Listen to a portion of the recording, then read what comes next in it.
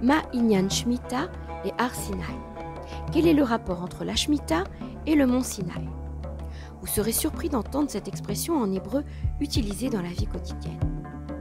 Elle est souvent employée ironiquement et fait allusion d'une part au mont Sinaï, où a eu lieu le don de la Torah, et à l'année de la Shemitah, le commandement du repos de la terre que l'on doit respecter une année entière au bout d'un cycle de 7 ans. Les Israéliens l'emploient lorsqu'ils ne comprennent pas le rapport entre deux choses, deux événements, entre deux sujets qui apparemment n'ont aucun lien entre eux. Comme par exemple si je demandais quel rapport y a-t-il entre les Alpes et la grève des agriculteurs. Mais ce n'est pas une expression drôle ou moqueuse.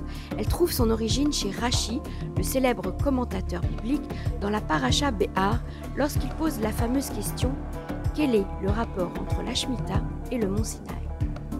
Dans ce passage du texte biblique auquel il fait allusion, Moïse est en haut du mont Sinaï, il reçoit de Dieu les tables de la loi, les 10 commandements, qui sont le fondement de la foi juive.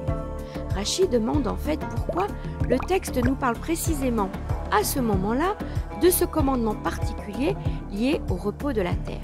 Pourquoi en parle-t-on au mont Sinaï et quel est le lien entre les deux sujets? Cette question a un sens spirituel très profond.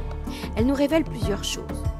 On peut être élevé spirituellement, mais il faut garder un grand respect pour la terre et la laisser se reposer régulièrement. On doit élaborer une grande confiance dans le Créateur pour laisser son champ sans le labourer pendant une année entière, en étant assuré qu'il nous gratifiera quand même de notre subsistance. Et puis, plus terre à terre, dans la vie quotidienne, cette expression nous interpelle et nous donne une leçon. Quand il nous arrive d'avoir un conflit avec autrui, que l'on s'affronte avec des opinions complètement différentes, il faut apprendre à écouter et essayer de rapprocher nos deux points de vue qui, a priori, sont contradictoires ou très éloignés pour essayer de rester dans l'unité et le shalom, la paix.